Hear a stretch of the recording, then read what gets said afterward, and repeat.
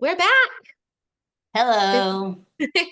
this is Jesse and Sherrod with Real Talk episode 10, our wellness video picks. We know that we've had some heavy subjects lately, and so Jesse and I wanted to share our favorite videos that we go to for wellness or just things that we can help other people as they're cluing into maybe behavioral health or wellness or supporting others. So we've both picked our favorite wellness video, our go-to one, and we are going to show those to you and talk about them. We're going to have the videos linked in the description of the episode because, again, this is not our content. This is other amazing content creators, and we want to support them. Yep. But we will be playing the videos for those of you who are watching us, and for those of you who are just listening, you can listen, and they should be great. Um, so, yay. Thank you, Jesse, for picking yours. And thank you to me for picking mine. Yes, Je- thank you. Jesse and Thank I you. are both in babbling moods today. So, and bear with us because now you know we're balancing multiple tech because we're going to have to screen share and show YouTube videos. So this should be interesting. So, thank y'all for being real with us. Yes. I love your shirt you have on today, Jesse, by the Oh, way. thank you. Thank you. He has a really cool suicide prevention 988 shirt on. So shout out to 988. As always, remember you can reach Yes. out to 988 and text, as Jesse And always text. Yeah. says. 24 hours a day. That's emotional support. If suicide ideation or thoughts is what you're struggling with, they're also there for that. We're just there for any time you need to talk. So since we're talking wellness, let's remember that 988 is always there for you. Oh, I came up with this Mhm. new one. Never hesitate, dial 988. Yes, that is so good. It rhymes. Okay, so I'll start out with my video pick, and I am going to be showing a video by Brene Brown, who's one of my favorites. My mom loves Brene Brown. She's really who turned me on to Brene Brown. So when my mom will be talking to me about something, she's like, "Well, I was watching our girl Brene, our best friend." So and the video that I'm going to be showing is Brene Brown on empathy versus sympathy. And I absolutely love this video. I do a lot of training in my position at ViaLink, and I show this video quite often or give it to people as a resource because I think it really gives a great description on how we can truly be supportive to others and showing empathy. I think that empathy can sometimes be misexplained by people will say, like, well, put yourself in their shoes. And that's not really empathy because then I'm still thinking about myself. Jesse, if you and I went through the same exact experiences, we'd probably have completely different Right. feelings about it Yeah. because we've got different lives, different past experiences, different brains, Yeah. different resources, different supports. So I think that it's important to remember that empathy is truly putting a focus on the other person and what their feelings are in that moment. And I think Brene describes it beautifully in this video. And it's cute cartoon. So who doesn't love that? Right. And Jesse, did you watch this before? I did. I watched it. Okay. I think it's cute. I like Good. I didn't watch yours before, so I'm going to experience it with the audience. it. So all right, if I'm going to share I have the videos queued, and I think without the ads. So we'll see how this goes. Let me share my screen to this and optimize. Share the sound. All right, we are sharing. Jesse, let me know if for some reason you can't hear this after I press play. Okay. Okay, here we go. Oh, I can hear it. So, what is empathy and why is it very different than sympathy? Empathy fuels connection, sympathy drives disconnection. Empathy, it's very interesting. Teresa Wiseman is a nursing scholar who studied professions, very diverse professions where empathy is relevant, and came up with 4 qualities of empathy. Perspective taking, the ability to take the perspective of another person or recognize their perspective as their truth. Staying out of judgment, not easy when you enjoy it as much as most of us do. Recognizing emotion in other people and then communicating that. Empathy is feeling with people. And to me, I always think of empathy as this kind of sacred space When someone's kind of in a deep hole and they shout out from the bottom and they say, I'm stuck, it's dark, I'm overwhelmed. And then we look and we say, hey, you climb down. I know what it's like down here, and you're not alone. Sympathy is, ooh, it's bad, no. You want a sandwich? Empathy is a choice, and it's a vulnerable choice, because in order to connect with you, I have to connect with something in myself that knows that feeling. Rarely, if ever, does an empathic response begin with at least. Yeah. And we do it all the time. Because you know what? Someone just shared something with us that's incredibly painful, and we're trying to silver lining it. I don't think that's a verb, but I'm using it as one. We're trying to put the silver lining around it. So, I had a miscarriage. Oh, at least you know you can get pregnant. I think my marriage is falling apart. At least you have a marriage. John's getting kicked out of school. At least Sarah is an A student. But one of the things we do sometimes in the face of very difficult conversations is we try to make things better.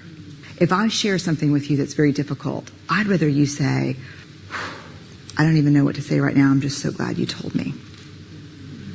Because the truth is, rarely can a response make something better. What makes something better is connection. So that is the end of my girl Brene, as my mom would say. Oh, that rhymes too. I love that video because I think that it so succinctly puts in like how we can be good listeners. And I know we talked about that a lot in like our grief episode about just being there for people, just holding that space where they can have their true emotion. And I think she pairs it so well. It's the interesting concept of like perspective taking. And Mm, I think when you choose to meet someone in the emotion they're at, that happens with like taking their perspective. Because I think so often when we're trying to be like understanding to someone, we want their perspective or their labels of what they're experiencing to fit into our schemas, like how we understand things, rather than like just trusting their own labeling of like what they're going through. And I think being truly empathetic and accepting the emotions of what someone is experiencing allows you to really listen and be there for someone, even if maybe you don't quite understand what they're going through, because you're taking their perspective on it. yeah. And I think like the number one thing, like when I was working in the call center, listening to people talk about their problems, like your gut, like your go-to, you just want to fix it for them. You just want to like come up with a solution for them because you want them to feel better. But all they really need, like they said at the end, is I'd rather you say I don't know what to say, but I'm glad you told me. And I think that's was one of the hardest things for me to learn, because my thing is I don't like to see anyone upset. So when I saw people upset, I would I would listen to them, but I wasn't hearing them. There was a difference. I'd be like, okay, like they're halfway through the story and I'm in my head like, okay, how can I fix it? But when you really sit back and you just listen to somebody, and even if you don't know what to say, just kind of like the little fox said, just be honest. Like I'd rather, someone, and I'm like that. I'd rather someone be like, I know that's tough. I don't really know what to say, but I'm here for you. So I think like that's like the true definition of really like listening to somebody and like hearing them instead of acting. Because I think like a lot of us, we just act first, or we think about ourselves, like you said. We're like, oh well, at least it could be worse. They don't want to hear that because to them they're at their worst. So it's just kind of learning how to do that. So I think that video is perfect. I love that. I think so too. And then you just acknowledging that it's like our emotions are automatic. Like we don't get to control what emotion we are feeling in response to something. We can control how we behave with that Right. emotion, but you're feeling that emotion regardless. So trying to like change or downplay someone emotions, especially change. That's what we think so much about like quote unquote making someone feel better is that I have to take them from like sad to happy or angry to happy or Right. whatever. And that's we don't do that. We don't decide what emotions we feel. So really when we're trying to quote unquote make it better, we're not giving someone the space to talk about what's really happening. Yeah, or giving them the time, everybody's different. Like we were talking before we started recording, like we have different brains, different things like that. So like if me and you go through the same exact experience, you might be able to get over it in a month, where I'm still dealing with it, 6 months later, because it may have affected me different, than it affected you, and vice versa. So I think it's like we have to learn that as, as human beings to be nice to each other and give it each other time and not always trying to change their feelings. Like you said, I think a lot of us think like that. Like, oh, they're upset, so how let's make them happy. And then we're frustrated, like they're not getting happy. So then we're like kind of being selfish in a way, like, oh, I'm giving them all this advice. They're not sometimes they don't want the advice, they just want you to listen. So I think learning that's a big thing for a lot of us out there. And I know it was one of the biggest things that I had to learn, especially during my 20s and stuff. But like it's definitely a hard lesson to learn, but like you'll realize how much more people will, you have that connection with them, and it's easier to, connect when people can trust you and, not think that you're just automatically going to be trying to like fix them, as you say, because their feelings should be validated, and they should have the time and space that they need. Right. And like typically if someone wants advice or wants like your help to actually fix something, like they'll just say that, Yeah, yeah, yeah. And I think it helps us to not, and this is something that I definitely had to learn to kind of I probably still do it, but I try my best not to, is that like when someone tells you something that like my way of trying to relate to that, and a lot of people do this, is to say something that I think is similar that's happened to me. Hmm. And not that that can't be helpful, but it definitely shouldn't be your first response. Right. And it comes from a place of trying to relate to someone, but what you've done is like taken the focus back to yourself. And it's a Hmm. natural response we try to do for connection or when we're uncomfortable, or it's just what we do. We're humans. We're a little self-centered, Yeah. naturally. And and really like that actually can just be like, oh, I don't really want to talk about what you're going through. So I'll just relate it to me, is how it can come off sometimes, especially if someone is really being vulnerable in what they're sharing. Right. I think, like you said, Jesse, even just saying, I'm so glad you're talking to me about this is the most important thing that we can do. Yeah, my mom always says when like people like when they try to be relatable, she's like they always try to steal my thunder. And my sister says it too. Like when she'll be trying to, because I used to do that. My sister, like my baby sister, she'd be like, "Well, I done this," and I'm like, "Oh, well, I went through that in high school too." Like, and she'd be like looking at me. She's like, "Stop trying to steal my thunder." And in my head, I'm just trying to show her like I can relate, like I got through it, but that's not what she needed at the time. So, like I said, I had to learn that in my 20s. So but it's always funny because it's like a joke now. Like whenever we're going through something, we're always three talking, and my mom be like, "All right, let's not try to steal each other's thunder," Right. So, but it works, it's cool. Yeah. I also like that it's just like an easy go-to of knowing that like rarely does an empathetic response start with at least. And Yeah, I think that's such an easy like rule of thumb to try to remember. I do it when I'm training on like trauma and things where I'm like, if what you're saying starts with the words "at least," don't say it. yeah, It's a and that's a nice rule to have. Not again, I mean, again, there's always a circumstance where "at least" can be helpful, and there's always yeah. a circumstance where trying to distract someone and make them laugh or whatever that can be helpful, but typically someone will let you know if that's what they need. Right, And this initial like opening, I want to make you know that I'm listening to you and I care about what you're going through.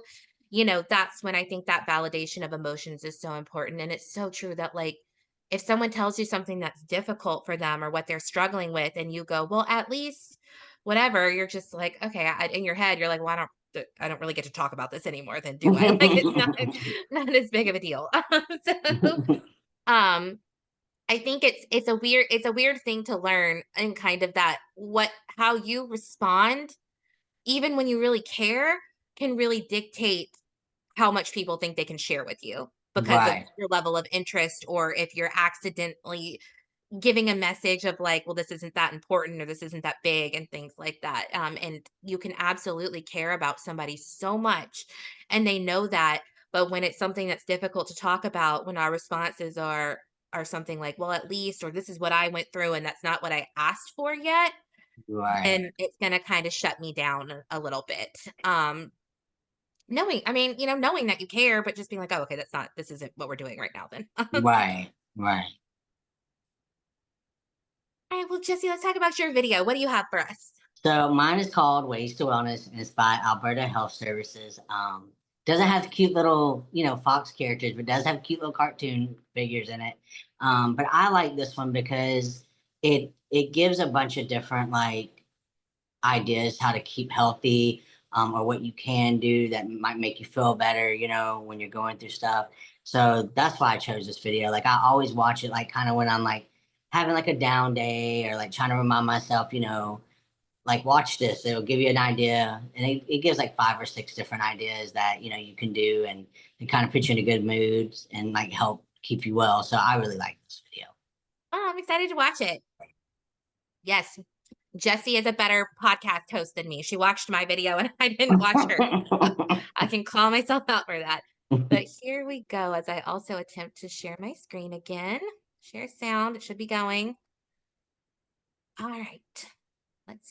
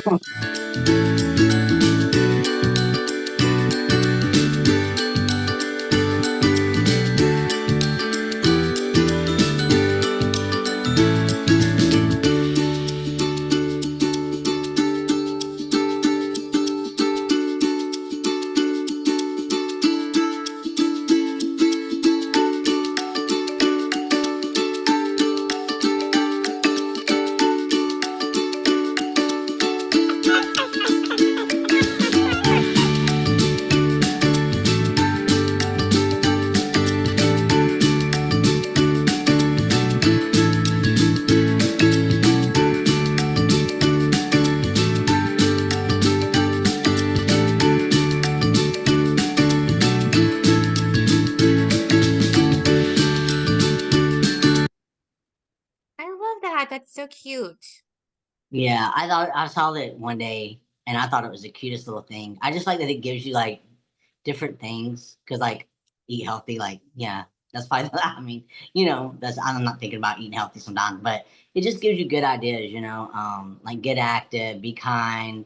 I think my favorite one is be kind and then like get your groove on because like those are the two things that help me the most. But and then like the positive self talk, I like that. I thought it was cute.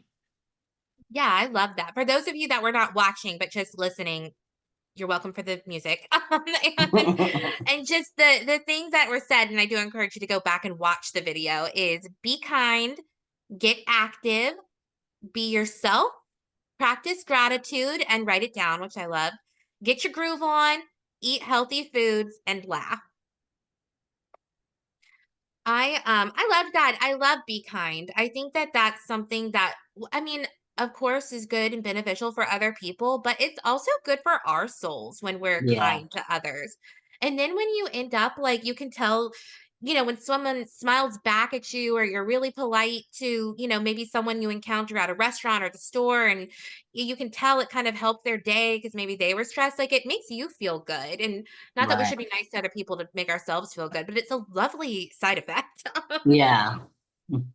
I definitely agree. And I think, like, I think Be Kind is just one of my favorites because it doesn't take anything, just to smile at somebody, or, if you see somebody drop something and you help them pick it up, it doesn't take anything to just do stuff like that. And like, I think it is good for your soul. I mean, of course, I'm not going to be out there and be like, oh, I'm hoping somebody drops something so I can feel good today. But like, like, it doesn't take anything to just, be kind, and you never know what someone's going through. So like, you picking up that piece of paper that they dropped, or you just smiling at them, like that can make their whole day. Um, so like, I think stuff like that's important, especially, you never know like what someone is going through. So if they might be having the worst day of their lives, and you're sitting at a red light and you just look over and smile at them, and they're like, it might make their whole day, better. Yeah, it's certainly not gonna hurt anything. Plus, when you Yeah. drop something in front of people and they just watch you struggle to pick it up, it makes you feel Yeah. really awkward to stop. It's like, please offer to help me. I might turn you down, but I will appreciate the offer, and it helps me to not feel as Right. embarrassed that I just dropped something. Um, Right. I did that at a store one time. I used to refuse to get a buggy, and I would always carry everything in my arms. I don't know why I would do that. And I dropped a jar of salsa, and it splattered all over someone in the aisle with me, and they were just like super nice about it. And I'm pretty sure I stained their shoes. But they were just like, "Oh, be careful. And do you need help grabbing this?" And it made me feel so much less embarrassed, and it was so kind, and I was having a rough day, so it was really nice, like, I mean, just acknowledging, I'm like, "I didn't throw the salsa at you, this wasn't accident." Right. But, I'm kind of clumsy, so I really appreciate when people offer to help me pick things up when I've dropped them, or when someone just gives you a random compliment, like, Yeah. when someone's like, "Oh, you have a great smile," or, "Oh, I'm so glad you're here," or, whatever. It's just like, it just Yeah. helps me to feel, more present, and like people are glad to be around you, because you just don't know it. I'm not being articulate, but you just don't know what someone's going through in their day. And Right. some of my roughest days, I've gotten a random, just like, kind word from a stranger, and it's gone so far to help me get out of my own head, out of my own self, and, realize that there's good things going around.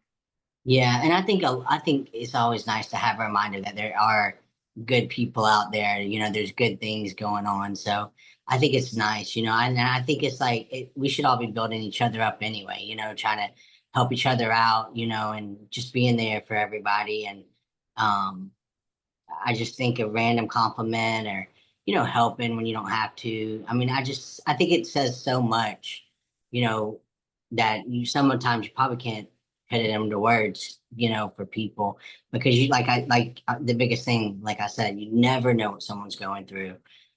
So, you know, and like I said, it's free. It's not like it might take a little bit of your time, but that's it. Yeah. And I love it saying to, like, get outside. I mean, I think that was something that I took for granted or never recognized as much when I was younger. And then just learning so much more about how important it is for us to get outside and move our bodies, how Mm, our bodies and minds are so connected, which it's like, of course they are. Our brain is in our body. Why would it not be? But that just in releasing tension in our bodies, even when we don't feel like we're overly stressed, how much that can help us to keep coping and keep our brains functioning and keep our oxygen going. And that being outside and being able to take a deep breath or walk around for a little bit, it does so much just to help your mental health. It truly does. it does. And I always make jokes about the healthy food because I'm like, I'm gonna go eat a snack. I'm gonna get some chips, and my wife will be like, "You need to get some celery." I'm like, "What?" But it I is true, though. It is true. I've noticed, like, when I eat healthier, I do feel healthier. Like, I don't feel as like like heavy, like weighed down for some. I don't know why that is, but I have noticed, like, when you eat healthier, you do feel like lighter, and you do feel better. Yeah, I think it's something well, one, if I wanted chips, celery would never do. But Right. but I think like about and I think it's a transition a lot of people go through, when they start to get a little bit older, like into their 30s and stuff, where we think so much when we're in our teens and our 20s, especially women, about like, well, if I'm healthy, that just basically means like how little calories can I eat? You know what I mean? Right. And Yeah. then you get older and you're kind of like, I actually want to nourish my body. And Right. that's more what eating healthy means. Just like you said, like eating some celery, eating something that has some vitamins in it. Um, so it's more about like adding foods that are good for me, that nourish Right. my body, that are good for my brain, and that does make you feel but of course, because it's giving you vitamins and things that you Yeah. need, I mean, I'm and still gonna eat the chips, but yeah, I'll add some celery on there on the plate, but I'm still gonna get a little bit of chips. yeah, there's still gonna be some chips, but Yeah. look, if you dip them in guacamole, those It's are healthy healthy. fats. You're good. Yeah. And I really love getting your groove on. I think Yeah. like so full disclosure on me, and everybody judges me for it. It's okay. I'm not a huge music person. Um, I listen to like podcasts, or like before podcasts were a thing, I had talk radio on in my car like way more than music. Mhm. But I have always noticed that when it's times where I am like, it's going through something especially hard, like music is something that I turn to. Like I remember, obviously before I was married, but my really hard breakup I went through, one of the most like impactful things I've gone through in my life, a few years ago, and I was, you know, living on my own then and trying to figure out what life meant and all of these things. And I would just like come home. I was rarely by myself. I'm pretty extroverted, but at some points I had to be by myself, obviously. And every time I came home, I would just like jam out. Like that was the only way I could like relax and get to bed and feel okay, was like putting on music and dancing all around my house. And it would be laughing and it would be crying and it would be everything, and I was like, oh, this is so weird. I'm not usually a music person, but it is just what I guess, because our emotions connect so deeply to music, even anthropologically, that it just helps you to like whew, get it all out, and then you move your body if you're dancing around, which helps too. Yeah, then you hit two at once, right? And then I've earned the potato chips, not that you earn your food, that's a joke, but Yeah. Yeah. um, Yeah, I like the get groove. And it's always funny because when I deep clean, I always got music. I'm a very big in music, so like music's everything to me. I listen to music all the time, but I I think it just heals my little soul. Like whenever I'm going through anything, or like if I can't relax, or my mind is racing, so I'll just put whatever. I'll get my little Apple Music and just listen to it, and I'll just be in a better mood. Just being able to connect with the music for a little while, and it helps. So I've always been a big music person. yeah. And it's just so interesting about like our minds will kind of know what we need even before Hmm. we do. Like thinking about music, or even thinking about the laughter, component of wellness, where it's like, there are times where you need music, or even if it's a TV show or whatever, and you put on something that's going to make you laugh. And that's because you need that distraction, you want that serotonin, you want that Hmm. feel good neurotransmitter. And then there's sometimes where you're like, I'm putting on the stuff that's going to make me sob. And Yeah. I do that. I have my like go-to cry playlist, and then or my go-to cry movies, which is The Little Princess. Trust me, it will make you cry. But and sometimes like that's what you need. And it's just interesting that like it's not like a conscious choice. Like I'm not like, I'm gonna go Right. do my cry things. It's like I just will be there. And because that's what helps me, it's like more like my emotion is like blocked, and that helps me get it out. And then or Hmm. we go to our go-to, like this is fun, or this is my pop music. Nobody likes my happy music playlist. It's all like 90s pop. But but it's like it's distracting and it's making me happy. I needed it. I have recognized my emotion I'm having, and now I would like to feel some laughter. And it just helps you to just boost your mood. Yeah, I definitely agree. But it is funny like how your body knows what you need. Like I don't it is weird because like my crying music usually is like Adele, like because she's been through some stuff. And I'll be laying there and I'll be like, my mind's just like, we need to listen to Adele today. And I'm like, oh, I must have some feelings I need to cry out. Or like I'm like you have like the 90s. I mean my playlist ranges from like Eminem to Backstreet Boys to like Mary J. Blige. Like it's crazy, but it's just sometimes you need one or the other. Sometimes you need both. Yeah. Sometimes you need that mix. Yeah, Adele, I listened to Hello like on repeat during that breakup. So Yeah. it was very helpful. And we just sob and sing, and I'm a horrible singer. But it just but you know something about singing that is helpful when we're feeling really overwhelmed. I'm connecting the dots. Maybe what I'm saying isn't all the way truthful, but it makes sense to me. Is that when we are getting to those moments of like crisis and we need to really reactivate our parasympathetic nervous system to keep us out of fight or flight, when we vibrate our chest, it activates our parasympathetic nervous system. So when you belt things out, it really like sends those vibrations in your chest. So that's probably what helps you to not go to that place where we switch over into a crisis mode. Hmm. That's very interesting. I did not know that. Yeah. So I don't know if what I said is all the way truthful, but the two separate things are truthful. So it makes sense to me that they're Yeah. connected. Well, I love it. And I like that that just had so many suggestions and they're broad. You can kind of interpret them to what they mean for you, you Mhm. know?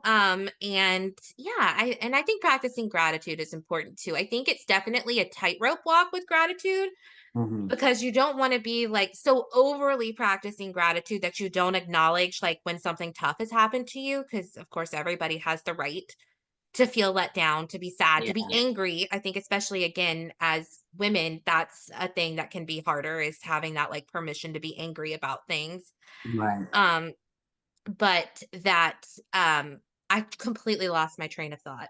What was I talking about? You're talking about not to be overly gratitude because it Oh, doesn't. over okay, so yeah, like, you're allowed to have those feelings that and you don't kinda like connecting with the Brené Brown video that you don't have to at least yourself out of feeling your feelings, but there's a good balance with that of also in conjunction, it's not one or the other, having gratitude, and you don't have to practice gratitude every single day, you can have days that really suck, and you can acknowledge that with yourself, and then when you're ready, you can notice when someone was kind to you or that you liked a song or that you were able to go take a walk. You know, if you've got you know, a roof over your head and food, healthy food and chips. Yeah. And you know, this is all connected. Yeah. And so yeah, I think I really love practicing gratitude and with that think it's important with something that doesn't mean that you're not allowed to feel your feelings. Right. I definitely agree with that. Well, I think that was fun. I hope everybody liked our video choices. Yeah. Um, well, I guess all right, Jesse, should we sign us off with our tagline? Yep. All right, this has been a real talk with Jesse and Sherrod. No No filters, filters, no no fluff, fluff, just real just real talk. talk. Thank you, everybody, and Thank you. stay well. How do I